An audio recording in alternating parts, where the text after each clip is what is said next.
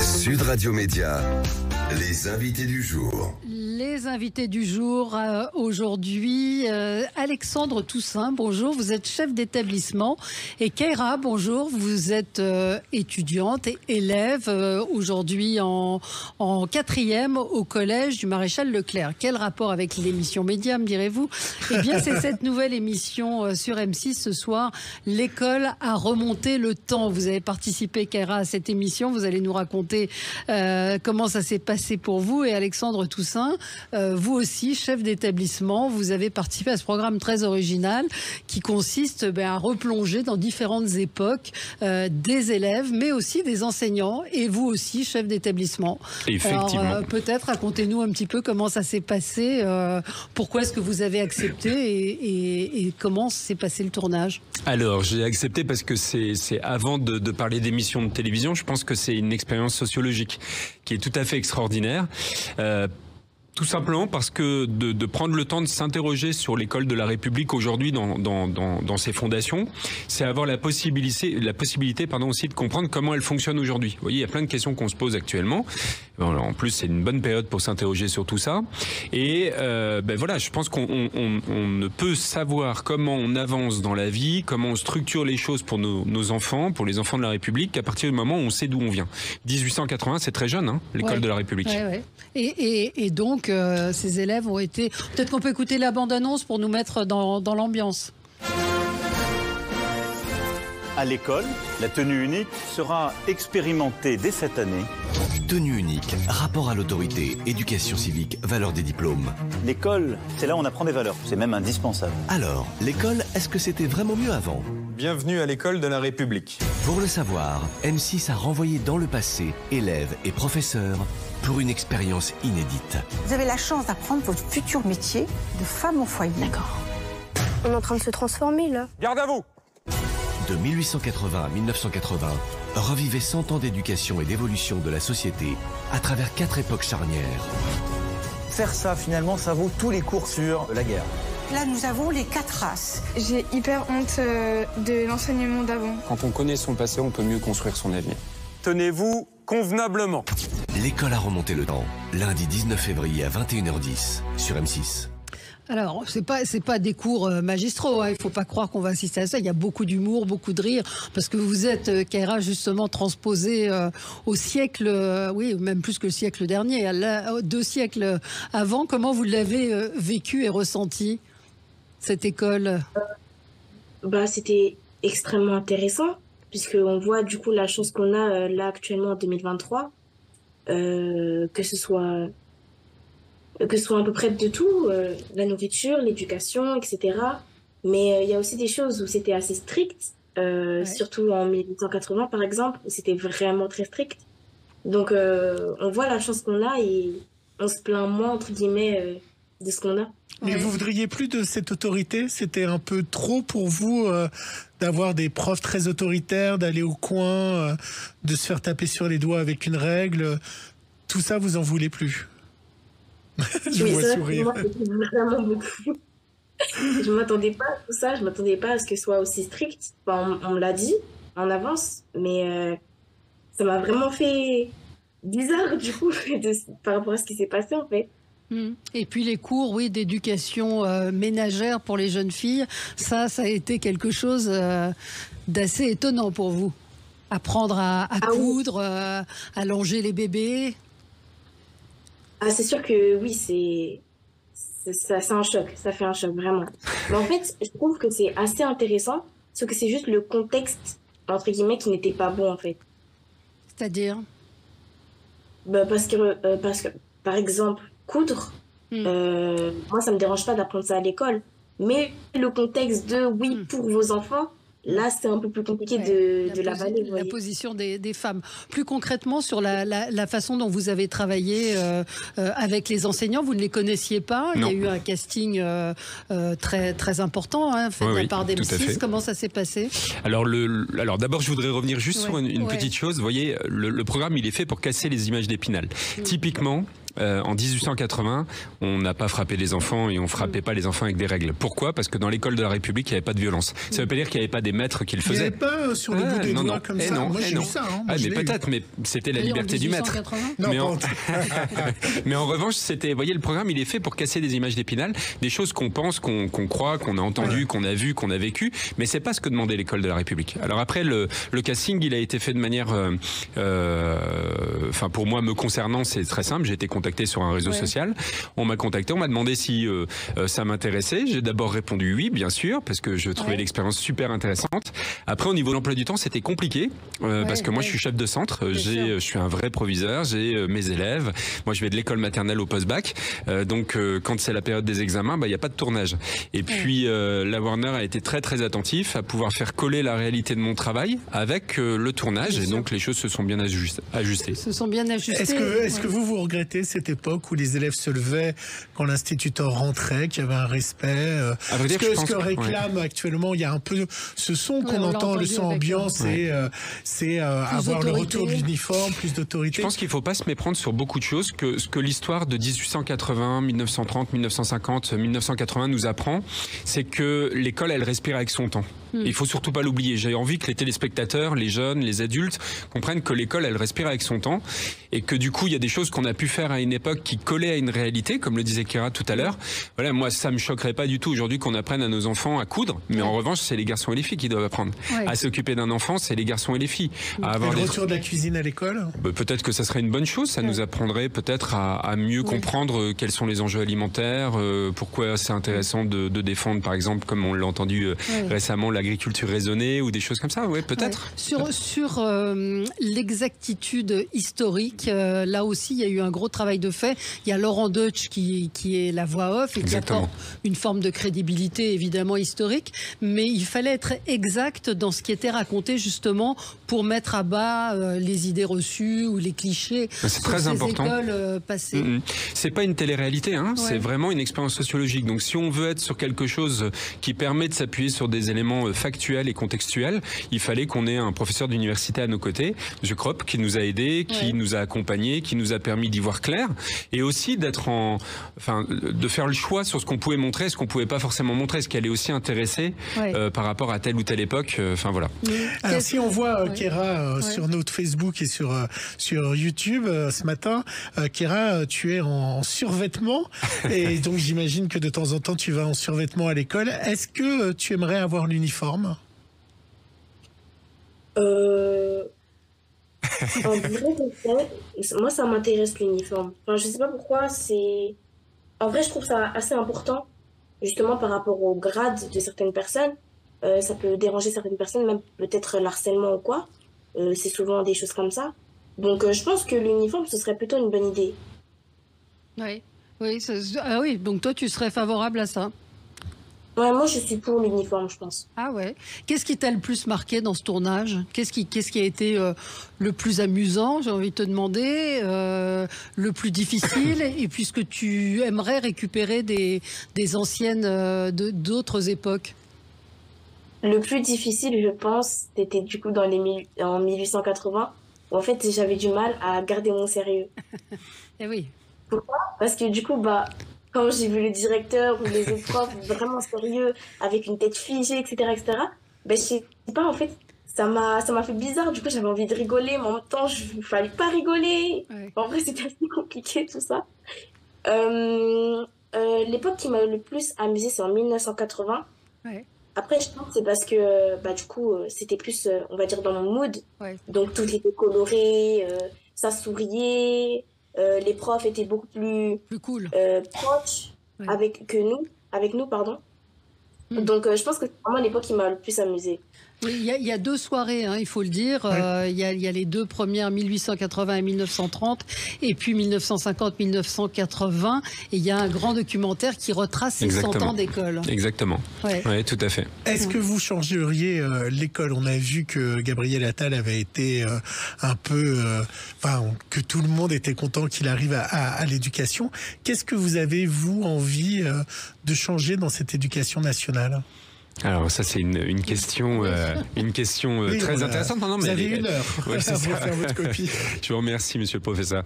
Non, mais je vais être assez simple. Je pense qu'il faut que l'école de la République redevienne un ascenseur social.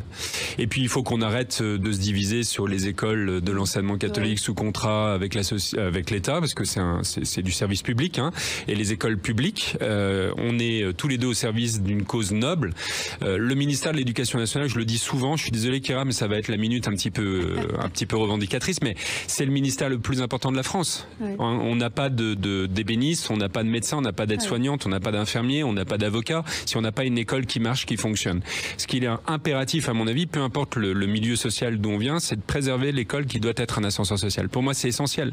Et si le programme peut donner envie aux papas, aux mamans, aux entreprises, aux institutions de comprendre que l'école, depuis 1880, n'a de cesse de former des citoyennes et des citoyens au service de la nation, on aura tout gagné, je pense, vraiment. Ouais, c'est important ce message, hein, justement. Je pense que c'est essentiel aujourd'hui. Vous voyez, on est dans une société où on dit souvent en ce moment, avant c'était mieux. Moi, je pense pas qu'avant c'était mieux. Avant, il y a des choses extrêmement essentielles qu'il faut dont il faut qu'on saisisse, voilà, vraiment sans peur, sans complexe. Mais il y a aussi énormément de choses qui sont extraordinaires. Et je le redis, l'école, elle respire. Voilà, elle respire avec son temps, elle évolue. C'est Laurent Deutsch qui a dit le jour de la conférence de presse, et il avait parfaitement raison, l'école est jeune, l'école de la République est jeune. Ouais, il faut qu'on la préserve, il faut qu'on la sauve, il faut qu'on l'entretienne. Il faut vraiment qu'on en ait conscience. Et c'est tout le monde qui est concerné, qu'on soit riche ou pauvre. Ouais. C'est un programme très original parce que c'est pas le pensionnat de Chavagne. Ah non, ça n'a rien à voir. Ça n'a strictement rien à voir. C'est vraiment de remettre en immersion des élèves, des enseignants, un proviseur. Il n'y a rien de prévu, si vous voulez. Ouais. Enfin, je me permets, mais vous voyez, de temps en temps, il y a des gens qui vont peut-être dire que c'est préfabriqué. Moi, j'ai pas vu, Kéra peut le dire, j'ai pas vu les élèves avant. La première scène, Kéra, où on se découvre, c'est la scène où je fais l'accueil en 1880 avec ma coupe de cheveux tout à fait extraordinaire. Mais je les avais pas vus avant, j'avais pas vu mes collègues enseignants avant. J'avais travaillé le sujet, chaque enseignant avait travaillé son sujet, et on se découvre à ce moment-là. Et vraiment, moi, j'ai pris une capsule temporelle et je me suis retrouvé en 1880. Voilà, jusque dans les vêtements. C'est vraiment, oui, il y a eu un énorme travail de recherche sur les bureaux, les incroyable, vêtements, incroyable. Le plumier. Moi, je fais l'appel, j'utilise une plume. Enfin voilà. Et j'avais pas eu beaucoup d'indications sur le décor. Donc, il y a eu aussi un choc spatio-temporel dans ma tête, dans mon cœur, et c'était très profitable pour l'expérience. Comment vous vous êtes retrouvé dans le programme, Kéra? Il y a eu un casting, vous avez répondu, ou on est venu vous voir? Pourquoi vous avez été choisi? Pourquoi vous avez dit oui? Moi, j'ai vu, c'est ma mère plutôt qui a vu, on va dire, assez aléatoirement. On nous a envoyé comme ça le casting, puis bien sûr, j'ai postulé parce que je trouvais ça une expérience incroyable. Du coup, je l'ai prise, je l'ai faite et on m'a pris. Les profs, comme il disait le directeur, on ne les connaissait pas, on savait pas c'était quoi leur nom. On savait pas si ce serait que des filles, que des garçons. On n'avait aucune information vraiment.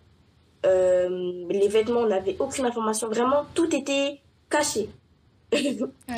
Donc vous avez vraiment tout découvert au dernier moment, enfin au fur et à mesure. Vos réactions sont naturelles. Voilà. Bon. Et vos camarades après, donc comment vous allez la regarder l'émission? Vous allez la regarder en famille? Il y a eu une projection que vous avez déjà vue ou pas? Non, Kéra et moi, on a vu exactement la même chose. On a vu un tout petit bout que chacun a pu voir à la conférence de presse. Je pense qu'on est super impatients. Enfin, on a très très envie de voir ce que ça va donner. En plus, on sait que Laurent Deutsch a fait un gros travail de mise en situation, et ça, c'était utile, vraiment. Ouais. Et moi, je voulais savoir si, justement, cette expérience va changer votre regard au quotidien dans l'école que vous dirigez. Est-ce que ça va avoir une influence sur votre métier, ce programme? Alors, ça l'a déjà. Ça a déjà changé. Le tournage est terminé. Et donc, j'ai fait ma rentrée d'une manière habituelle. Enfin, les gens n'ont pas vu de transformation de Monsieur Toussaint après l'émission. Mais en revanche, ça m'a transformé intellectuellement et humainement en quelque chose d'assez simple. Je le redis, mais je vous assure que c'est vraiment important de l'entendre. Nous ne sommes que des artisans dans la construction d'un projet qui nous dépasse. Voilà. Enfin, vous savez, Jules Ferry, quand il a créé l'école, il n'avait pas tout anticipé parce qu'il y avait déjà une école avant lui. C'était l'école des précepteurs, l'école dite privée vraiment de l'époque, religieuse souvent. Quand il crée l'école de la République, il crée avec une ambition, c'est d'offrir la même chance à tous les enfants de la République. Et moi, c'est ce que je me dis. Vous voyez, je dirige un collège, un lycée général technologique professionnel et du pôle supérieur. J'ai des enfants, j'ai plus de 30% de boursiers aujourd'hui dans mon établissement scolaire. J'ai des jeunes gens qui sont issus de milieux extrêmement modestes. Mais l'école leur donne une chance qui est la même que celui qui vient d'un milieu plus aisé, c'est de se réaliser. Voilà. Pour moi, c'est essentiel. Souvent, on a tous le souvenir d'un professeur ou d'un maître qui les a marqués ou qui a changé. Moi, j'ai eu un prof d'histoire formidable et un prof d'allemand horrible. Le pauvre. C'est vrai. Si tu nous écoutes. Voilà. Merci. Il mettait les chewing-gums dans les cheveux des gens qui mangeaient des chewing-gums dans son cours. Vous avez eu ça? Non, j'ai pas eu ça. Merci Kéra et merci Alexandre Toussaint. On va vous retrouver donc ce soir sur M6, 21h10. L'école a remonté le temps. Merci à vous. Merci à vous. Sud Radio, le supplément média. Le supplément média avec un nouveau média. Je vous vois, Valérie. Rien, vous m'épaterez toujours. Mais voilà, on était en train de parler, discuter. Absolument. Avec notre invité Valran Moulet-Berthaud. Vous êtes le créateur du média Le Crayon. Alors vous allez tout nous dire. Moi, je suis totalement, comme nos auditeurs, passionné, intéressé par ce que vous avez lancé. Il faut dire que vous êtes jeune, vous avez 26 ans. Vous avez créé votre première boîte d'événementiel à 17 ans, revendu à une autre agence à 19 ans, et puis vous avez lancé le Crayon à 22 ans. Plus de 3 millions d'abonnés. Avec votre sœur et 2 amis, et le but c'est de proposer un média qui soit ouvert à toutes les opinions et toutes les tendances, c'est ça ? Exactement, en fait on voulait profiter de tout ce qui était en train de se passer en ce moment dans la crise de confiance qu'on vivait avec les médias, et en plus nous on est né un peu pendant la période Covid, donc ça a été renforcé à ce moment-là pour tout un tas de raisons qu'on commentera pas ici. Et du coup, nous, on s'est juste dit, est-ce qu'il va encore rester un bastion où on peut vraiment recevoir très largement de l'extrême gauche à l'extrême droite, de très jeunes à très âgés, de très parisiens à très provinciaux. Et en fait, nous, tout notre but, c'est de se dire que si jamais les médias n'ont plus d'endroit où il y a un peu, on va dire, n'importe qui peut réussir à défendre ses idées, en fait, on n'aura plus d'endroit neutre, ou en tout cas, on va dire, de plateforme. Si je peux prendre une métaphore footballistique, moi, je suis fan de foot, on n'est pas l'arbitre, nous, on est le terrain de foot. Et c'est vraiment ça. Et vous pensez qu'il n'y a aucun média qui permet ça ? Aujourd'hui, assez peu, et on en parlait en off de certains profils qui sont moins invités dans des médias classiques aujourd'hui, comme Juan Branco, mais on peut penser aussi à Idriss Aberkan ou à Julien Rochdy, qui sont des gens moins invités aujourd'hui dans les médias, on va dire mainstream. Et en fait, aujourd'hui, notre but, c'est de se dire, aujourd'hui, un ministre, quand il va parler dans un média, il va parler face à des journalistes. Mais il va rarement parler face à un youtubeur, il va rarement parler face à un militant, il va rarement parler face à un entrepreneur. Parce que la typologie des médias telle qu'elle est construite est basée sur des gens qui sont plus experts. Là où nous, on a voulu revenir à une forme de journalisme citoyen. Nous, on se prétend pas journaliste. On essaie de donner une plateforme d'expression pour qu'il y ait un mélange des idées. Quelle différence entre une interview d'un journaliste et d'un entrepreneur ? Non, nous on dit ça, c'est qu'on va faire des débats entre des entrepreneurs et des ministres. La différence principale, c'est qu'en fait un entrepreneur va vraiment avoir une vision basée sur le terrain et sur son vécu personnel, vers lequel beaucoup de gens vont pouvoir en fait s'identifier. À l'inverse d'un journaliste où il va avoir une forme de vérification des faits, une déontologie qui va du coup amener d'autres sujets nécessaires, certes, mais d'autres sujets. Et nous, on est là pour proposer autre chose. On n'est pas en train de dire que ce modèle avec des interviews de journalistes ne sont pas bons. Je pense que on voit bien que ce soit Sud Radio, France Inter, RMC, qui a de la grande qualité qui est faite. On nie pas que c'est le cas. On essaye juste de se dire qu'aujourd'hui, il est important qu'il y ait d'autres voix qui puissent s'exprimer que, on va dire, un peu le triptyque journaliste, chroniqueur, politique qui aujourd'hui occupe quand même la majorité de l'espace média. Mais on invite tout le monde. Par exemple, sur Sud Radio, on a à la fois du chef d'entreprise, on a tout le monde. Oui, mais Sud Radio est une des radios les plus modernes par rapport à ça. Vous êtes sur YouTube depuis pas mal de temps. Ça fait longtemps que vous avez fait cette stratégie-là. Nos followers, on est plus presque 900 000. Et vous avez complètement raison. Moi, c'est comme ça que je vous ai même découvert quand j'étais plus jeune. Mais comment ça se présente le média ? Donc ce sont des débats qu'on trouve sur YouTube. Exactement. En fait, c'est une plateforme. Racontez-nous un petit peu. Il y a 3 types d'émissions qu'on fait aujourd'hui. Il y a l'interview, on va dire plus classique, mais nous on se permet de prendre le temps long que je pense Internet permet. Donc ça va aller jusqu'à 1 heure, 1 heure et demie, parfois même 2 heures d'interview. Oula. Il va y avoir des débats, donc du coup des face-à-face. Là, on va avoir vraiment le but de faire réunir des gens qui ne sont pas seulement des gens en désaccord politiquement ou intellectuellement, mais aussi des gens qui n'ont pas les mêmes univers et les mêmes horizons. C'est même parfois, c'est con, mais ça va jusqu'à la tenue vestimentaire, où il va y avoir un costard-cravate face à un jogging, où il va y avoir un pull à capuche face à un col roulé. Enfin, j'exagère à peine, c'est un petit peu de ça. Enfin, pardon, mais on a eu ça. Moi, j'étais sur LCI. Je me souviens qu'à l'époque... Vous étiez en survêtement ? Non, mais j'avais des invités. C'était assez caricatural d'ailleurs, quand on avait... c'était au moment de manifestation, on avait les écolos qui arrivaient avec une chemise indienne et le mec de droite qui arrivait avec ses mocassins à gland et son costard. Je veux dire, c'est eux-mêmes qui sont caricaturaux dans les débats. Vous avez cité des gens, et Stéphane, un auditeur, dit mais vous laissez des gens qui racontent des choses fausses. Alors il y a aucune vérification. Vous avez cité Idrissa Berkane qui est pas forcément quelqu'un dont la parole est consensuelle, on va dire. Alors oui, ça c'est sûr que consensuel, c'est pas le terme, et nous pour le coup on cherche. Si consensuel, c'était pour être gentil. Controversé, on va dire. Nous déjà, il y a deux choses par rapport à ça. La première, c'est que déjà nous on fact-check tout ce qui est dit en post-prod. Nous on ne tourne pas, on ne fait pas de direct. Donc du coup on a missionné. C'est pour ça d'ailleurs qu'on a un énorme travail de post-production pour de vérification de ce qui est dit. Et si jamais ce qui est dit est erroné, ou en tout cas prouvé comme erroné, on met des bandeaux pour dire la réalité de ce que c'est. Si quelqu'un va dire 38% sur un sondage alors qu'en fait c'est 12, on va mettre un bandeau pour dire que c'est 12. Oui, mais le message est quand même passé. C'est-à-dire que la contradiction en direct, elle a un intérêt quand même, non ? Oui, je suis complètement d'accord. Et elle existe en direct. Mais si jamais on ne peut pas vérifier les faits sur le moment, on va la mettre en post-production. Moi, je trouve ça top. Et la deuxième chose par rapport à ça, c'est aussi qu'aujourd'hui, qui peut prétendre aussi avoir la vérité ? Je suis désolé de le dire, mais il y a le nombre de fois où des fact-checking se sont trouvés à se faire débunker derrière. Je pouvais pas prendre le débat entre Mélenchon et Zemmour, par exemple. Enfin, ça avait quand même été une énorme risée d'Internet, le fact-checking du débat entre Mélenchon et Zemmour qui s'est fait débunker à tous les niveaux et par des gens parfois qui sont des comptes Twitter très peu suivis et qui sont même pas des gens sérieux. Parce qu'en fait, je pense qu'aujourd'hui, on est dans une ère de la post-vérité. Je dis pas qu'on lutte directement contre ça, mais j'ai l'impression que certaines personnes pensent ne pas être eux dans la post-vérité. Mais la réalité, c'est qu'on prend juste l'exemple du gouvernement. Le gouvernement a dit des choses qui se sont retrouvées être fausses plusieurs mois ou plusieurs années après. Et je prends même pas l'exemple de la CIA et de tous les dossiers qui ressortent tous les 15 ans après avoir dit complètement l'inverse dans les années qui précédaient. Tout ça pour dire juste une chose très simple, qui est de se dire, nous, on n'a pas vocation à se dire, on sera l'alpha et l'oméga de la vérité, parce que je pense que c'est extrêmement dangereux de se revendiquer, être le détenteur de la vérité.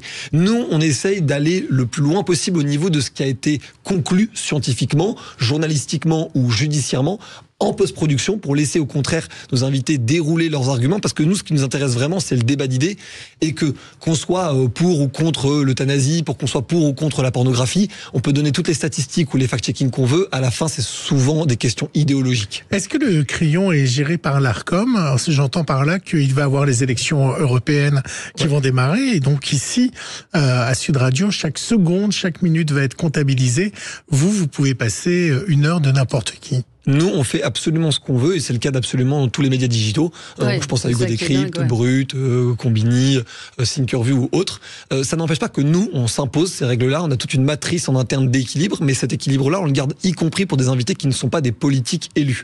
Simplement parce que nous, notre mission la plus importante... Ah donc vous êtes d'accord avec le rapport qui est sorti ? C'est-à-dire qu'au Crayon, vous êtes d'accord pour que les chroniqueurs soient fichés en fonction de leur opinion ? Non, nous on n'est pas d'accord avec ça. Nous, on le fait. Mais on dit pas que tout le monde doit le faire. Vous êtes d'accord. On est d'accord pour nous-mêmes. Nous, on trouve ça très sain qu'il puisse y avoir des médias de gauche ou des médias de droite qui me donnent la préférence à l'un ou à l'autre. Nous, on estime que c'est des médias, pour certains d'entre eux en tout cas, qui sont privés. Nous, on n'a pas de règles par rapport à ça, et je pense qu'on serait bien maladroit de donner des leçons de morale ou d'éthique par rapport à ça. On n'a même pas de carte de presse. En revanche, ce qu'on croit, c'est que nous, notre mission d'avoir un média dans lequel n'importe qui, qu'on soit de gauche, d'extrême gauche, de droite, d'extrême droite, tout le monde a droit à la parole. Exactement. Et qu'on puisse se reconnaître dans le Crayon. Et pour ça, il faut qu'il y ait une rigueur stricte sur la couleur politique des invités, y compris quand ils ne sont pas. Notre limite, c'est la loi. Notre limite, c'est ce que va définir la loi. Il y avait cette phrase de Tadei qu'on avait reçue en interview qui avait dit quelle était la limite de ce soir ou jamais. Et nous, on s'est rangé derrière l'idée de Tadei. C'est ma loi, c'est le ministère de l'Intérieur. Si le ministère de l'Intérieur a dit ces gens-là et on ne peut pas les inviter légalement, on ne le fera pas. En revanche, si jamais on a le droit de le faire, on se mettra pas de limites et de barrières morales. On se mettra des limites et des barrières de pertinence en fonction de ce qu'on estime. Mais ça, c'est une rédaction. Aujourd'hui, il y a 5 personnes dans la rédaction et c'est des débats aussi en interne. Rédaction évidemment plurielle d'un point de vue des idées. Qui sont vos abonnés, vous le savez? Oui, exactement. On a globalement 3 personas d'abonnés. On a le jeune, on va dire de plutôt 18-19 ans qui rentre dans les études et qui a envie d'avoir un média un petit peu plus, on va dire, profond et pointu que les néo-médias qui sont parfois un peu trop au contenu court et donc du coup, on n'a pas le temps de la profondeur. Il y a la personne qui rentre sur le marché professionnel et qui, elle, a envie d'être un citoyen, une citoyenne éclairée, envie d'avoir vraiment une compréhension potentiellement elle-même pour construire sa vie, ses choix de partenaire amoureux, ses choix de ville où elle vit, ses choix de parti politique même tout simplement. Et on a, on va dire, la personne qui a 35-40 ans, qui on a un peu marre après 15 ans de médias, on va dire mainstream, qui a envie de trouver des choses un peu plus underground et pour le coup le crayon est je pense qu'il y a de plus institutionnel parmi les médias un peu underground. Alors, on a un coup de vieux, là. Gilles vous a posé la question de savoir qui a fait le plus d'audience dans vos vidéos. En émission longue, ça a été Juan Branco, et en comptant les extraits courts qu'on diffuse sur les autres plateformes de réseaux sociaux, ça a été le débat entre un prêtre et une actrice porno, qui sont d'ailleurs devenus amis après le débat, qui ont fait un podcast sur le podcast de Lisa Del Sierra, donc l'actrice porno, et qui ont même tous les deux discuté et proposé des amendements sur la loi sur la pornographie qui était discutée à l'Assemblée. Justement, je parlais de coup de vieux. Vous pensez que la radio telle qu'on l'a fait et la télévision telle qu'elle est faite, elle va forcément vers sa chute, vers la fin ? Non, moi je pense pas du tout ça. Je pense que le flux et le direct est très menacé. Je pense qu'en revanche, la production radio et télévision n'est pas du tout en danger de mort. Très loin de là, il y a des émissions qui font un carton. Et je pense que le bon angle, c'est de regarder un peu ce qui se passe sur le digital. À quel point une radio, une télé, même un média de presse écrite a un succès sur le digital pour une raison toute simple, c'est que les algorithmes sont optimisés pour que les gens passent le plus de temps sur la plateforme. Donc s'ils sont optimisés en ce sens, les contenus qui vont être montrés sont les contenus qui marchent. Et quand on voit le carton de Sud Radio sur YouTube, de France Inter sur YouTube, de TPMP sur Facebook, on a les indications que ce sont des émissions qui, même en replay et même hors de la télévision et du flux, seraient des émissions qui fonctionneraient bien. Certains ont refusé de venir ? Oui, il y en a toujours. Aujourd'hui, la raison principale pour laquelle les gens refusent de venir, c'est le manque de côté institutionnel. C'est-à-dire, en fait, je préférais faire 3 matinales de France Inter dans le trimestre plutôt que de faire 2 matinales de France Inter et 1 Le Crayon, en gros. Mais c'est pour un combat qu'on mène. Aujourd'hui, on a reçu quand même de très beaux invités. On a reçu Elisabeth Borne. Elisabeth Borne, donc notre ancienne première ministre, François Hollande, notre ancien président de la République, des Gad Elmaleh, des Bob Sinclair. Donc, on n'est pas du tout un média fait que pour les jeunes, par les jeunes, qui ne parlent qu'aux jeunes. C'est pas du tout notre but. Notre but, c'est juste de se dire, on adresse les jeunes parce que c'est là où ils sont, c'est les plateformes où ils sont, Instagram, TikTok, LinkedIn, YouTube. Et derrière, on essaie de leur proposer un mélange entre des personnalités qui vont être très jeunes. On a fait un débat sur le SNU entre 2 jeunes qui avaient 18 ans, mais aussi des personnes qui sont beaucoup plus âgées et qui ont l'expérience et beaucoup de choses à nous raconter. Je pense notamment à Elisabeth Borne, à François Hollande, mais on a reçu aussi des personnalités qui ont cette touche un peu, on va dire, écrivain ou philosophe. Et en fait, tout ce but, c'est vraiment de se dire comment on pousse notre génération à réfléchir. Là où les contenus qui sont beaucoup proposés sont très divertissants, très divertissement. Et nous, on essaye de garder cette énergie divertissement, mais dans des contenus un peu plus intellectuels. Mais est-ce que François Hollande, il vous utilise pas pour genre, je fais jeune, je suis sur TikTok, je suis branché? On est ravis qu'il le fasse et nous, on le contredira et on essaiera d'être offensif avec lui. C'est tout le but. Tant mieux que ça soit une bonne excuse pour venir. Il change de ton quand il est au crayon par rapport à d'autres médias où il garde le côté politique? C'est une bonne question. Il y en a qui le font. Nous, on le voit très bien quand ils préparent les émissions. Mais je pense qu'il y a aussi une des raisons, c'est qu'en fait, comme on est sur des interviews, comme je vous disais, de 1 heure, 1 heure et demie, 2 heures. Et les gens regardent, vous avez les statistiques, ils regardent, ils écoutent 2 heures. Oui. C'est-à-dire que sur une interview d'1 heure 30, par exemple, on va avoir je vous prends le cas classique, 500 000 vues sur YouTube. Il y a 1 heure 30 d'interview, on va avoir plus de 33% des gens qui ont regardé toute l'interview de A à Z. Donc c'est quand même beaucoup. Merci à vous, Valorant Moulet-Berthaud, créateur du média Le Crayon. Donc on vous trouve sur YouTube. C'est vous qui aviez aussi lancé Élysée à l'époque, où tout le monde s'était rué sur l'appli. Écoutez, bravo en tout cas, jeune entrepreneur. Il faut que la jeunesse bouge. C'est ce qu'on fait. Absolument. Merci à vous. Dans un instant, Merci les beaucoup pour débats. l'invitation. Merci. Sud Radio, parlons.